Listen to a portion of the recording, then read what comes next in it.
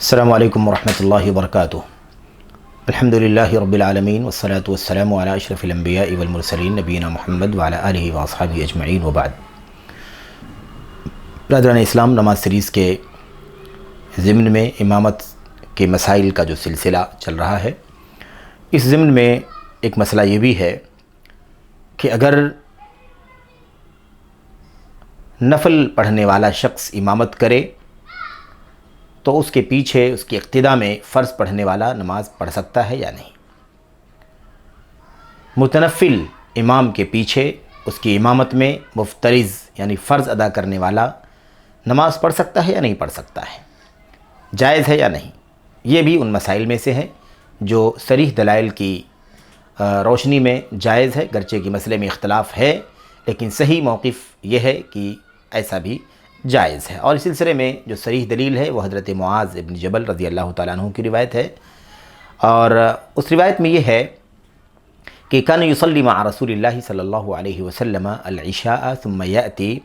مسجد قومہ فیصلی بہم تلک الصلاۃ، کہ حضرت معاذ ابن جبل رضی اللہ تعالیٰ عنہ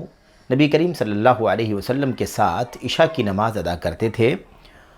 اور پھر وہاں سے واپس لوٹتے تھے، اپنی قوم کی مسجد میں آتے تھے، اور وہاں وہی نماز وہاں مسجد میں بیٹھے ہوئے لوگوں کو پڑھاتے تھے۔ یعنی گویا ان کی قوم کی جو مسجد تھی اس میں کوئی نماز پڑھانے والا نہیں تھا، کوئی امامت کرنے والا نہیں تھا، یا وہ سب سے زیادہ اس کے اہل تھے، اس لیے وہ نبی کریم صلی اللہ علیہ وسلم کے ساتھ عشاء کی نماز ادا کرتے تھے، فرض پڑھتے تھے، اور اس کے بعد اپنی قوم کی مسجد میں آ کر کے وہاں کے نمازیوں کی، مسلمانوں کی امامت فرمایا کرتے تھے۔ یہ صریح دلیل ہے کہ نبی کریم صلی اللہ علیہ وسلم کے ساتھ عشاء کی نماز جو فرض ہے وہ پڑھ لیا کرتے تھے، اور جو اپنی قوم کی مسجد میں آ کر کے وہاں کے لوگوں کو نماز پڑھاتے تھے وہ ان کی نفل نماز ہوا کرتی تھی۔ اس بات کا علم نبی کریم صلی اللہ علیہ وسلم کا تھا،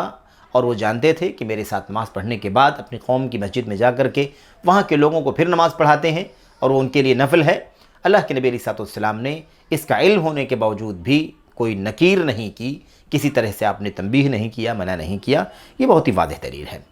اس طریقے سے اور بھی کچھ دلیلیں اس سلسلے میں موجود ہیں، لیکن میں سمجھتا ہوں کہ یہ صریح دلیل اس مسئلے کی وضاحت کے لیے کافی ہے۔ اس سلسلے میں جو کبار محققین ہیں ان کا بھی یہی موقف ہے۔ علامہ شیخ الاسلام ابن تیمیہ رحمۃ اللہ علیہ بھی اسی کے قائل ہیں، اور اس سے ایک بہت ہی بڑا اور موٹا مسئلہ جسے صراحت کے ساتھ ذکر کیا جانا بہتر ہے، وہ یہ ہے کہ اس سے واضح ہوتا ہے کہ اگر رمضان کی مناسبتوں پر اگر تراویح کی نمازیں ہو رہی ہوں مسجدوں کے اندر، کسی مسجد میں ہو رہی ہو، اور کوئی شخص متاخر ہو کر کے دیر سے اگر پہنچے مسجد کے اندر، تو اس کے لیے یہ چیز جائز ہے اس دلیل کی روشنی میں کہ وہ تراویح کی اس جماعت کے ساتھ شامل ہو کر کے عشاء کی نیت سے عشاء کی نماز پڑھ لے، اور پھر اس کے بعد جو 2 رکعت کے بعد یا 1 رکعت اگر ملتی ہے تو اس کے بعد اپنی رکعت نماز کی مکمل کر لے۔ اللہ کے نبی علیہ السلام کی اس حدیث سے، معاذ بن جبل کی اس روایت سے یہ چیز ثابت ہوتی ہے کہ اس میں کوئی حرج کی بات نہیں ہے۔ تراویح پڑھنے والے یا کسی اور نفل نماز پڑھنے والے کے پیچھے نماز پڑھنا جائز ہے، اس میں کوئی حرج کی بات نہیں ہے۔ علامہ ابن باز رحمۃ اللہ علیہ کا بھی یہی موقف ہے، جیسا کہ انہوں نے یہ بات کہی ہے۔ اور اسی کے ساتھ ساتھ اور بھی چند مسائل ہیں جس کا تذکرہ انشاءاللہ تبارک و تعالیٰ آگے کے حلقوں میں آپ کے سامنے بیان کیا جائے گا۔ دعا ہے کہ اللہ تبارک و تعالیٰ اس مسئلے کو سمجھنے کی توفیق عطا فرمائے، اور اسی کے مطابق ہمیں حسب ضرورت عمل کی توفیق بخشے۔ آمین یا رب العالمین۔ السلام علیکم ورحمۃ اللہ وبرکاتہ۔